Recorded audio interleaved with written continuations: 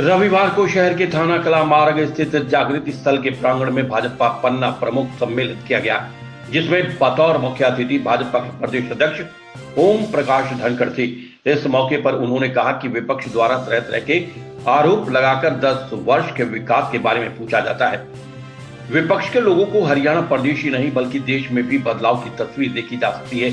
करनी और कथनी में कोई अंतर होता है। भाजपा पार्टी ने धारा 370, राम मंदिर निर्माण और अनेक योजनाएं लागू करके देश का मान बढ़ाया है। चंद्रयान को सफलतापूर्वक चांद पर पहुंचाकर विश्व में ख्याति प्राप्त की है, जिसके कारण विदेश की संसद में भी प्रधानमंत्री मोदी के नारे गूंजते हुए सुनाई देते हैं।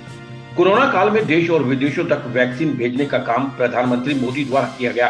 प्रत्येक घर में शौचालय बनवाने का काम, गैस सिलेंडर की किल्लत से छुटकारा, किसानों को उचित मुआवजा और विभिन्न योजनाओं के अंतर्गत देश की जनता को लाभ देने का काम किया है। विपक्षी पार्टियों द्वारा सनातन को समाप्त करने का प्रयास किया जा रहा है। धर्म संस्कृति को नष्ट करने की राजनीति साजिश की जा रही है। लोक लाज से ही लोक राज चलता है। बात चाहे रोहतक से एलिवेटेड रेल लाइन की हो या फ्लाईओवर की या फिर नेशनल हाईवे की हो, बुलेट ट्रेन की हो या द्वारका एक्सप्रेसवे से कनेक्टिविटी की हो, प्रदेश की भाजपा सरकार ने चारों दिशाओं में विकास के रास्ते खोले हैं। हरियाणा को कोई भी जिला ऐसा नहीं बचा जहां से कोई ना कोई एक्सप्रेसवे अथवा नेशनल हाईवे ना निकाला गया हो। इसी तरह से रेल लाइन की कनेक्टिविटी बढ़ाई गई है। खरगोदा ताकत से आगे बढ़ रहा है। मारुति कंपनी यहाँ प्लांट लगा रही है। अब लोग सिफारिश लेकर आते हैं कि खरगोदा में हजारों करोड़ रुपए का निवेश हो रहा है। मारुति का इतना बड़ा प्रोजेक्ट चला हुआ है, कोई काम वहां पर दिलवाओ। जबकि कांग्रेस के राज में विकास की गति बहुत धीमी थी। केएमपी पर काम नहीं किया गया, जबकि भाजपा सरकार ने केएमपी और केजीपी को तो शुरू करवाया ही, इसके साथ साथ चारों दिशाओं में विकास के रास्ते खोले गए हैं।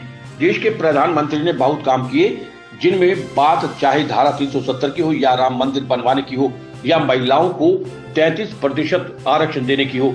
भाजपा ने देश को आगे बढ़ाने के लिए निरंतर कार्य किया है। G20 के तहत 20 देशों के यहां आने से भारत का नाम रोशन हुआ है।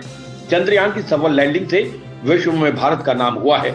उन्होंने अपने देश को तो कोविड महामारी से बचाया ही, साथ ही दूसरे देशों के बचाव के लिए भी वहां दवाएं पहुंचाने का काम किया। उन्होंने अपने देश को तो कोविड महामारी से बचाया ही, साथ ही दूसरे देशों के बचाव के लिए भी वहां दवाएं पहुंचाने का काम किया। उन्होंने कहा कि प्रदेश कांग्रेस के नेता बौखला गए हैं, जो आनन फानन में कुछ भी बयानबाजी कर रहे हैं।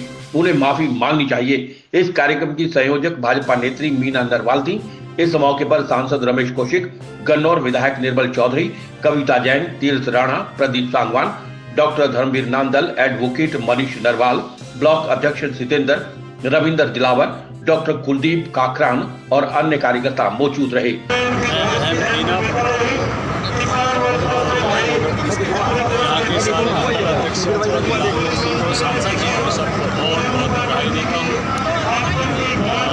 जो इस समय में जो बदलाव है वो भी विकास की बहुत सारी बातों की चर्चा की है।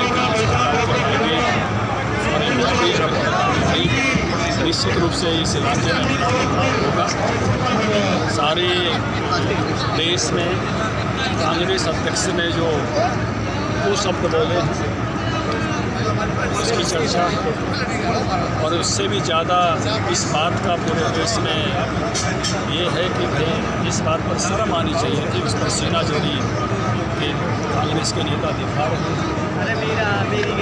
मुझे लगता है कि ऐसी स्थिति जब कोई उसमें होती है, या तो रामायण में कहा है जागरो में दारो देवता की मति पहले हर लेता, ऐसे बहुत सारे कांग्रेसियों के शब्द ऐसे आने लगे तो शायद परमात्मा उनकी मति हर रहे हैं, नहीं तो कोई बात गलत निकल जाए तो लोग सुधार भी लेते हैं।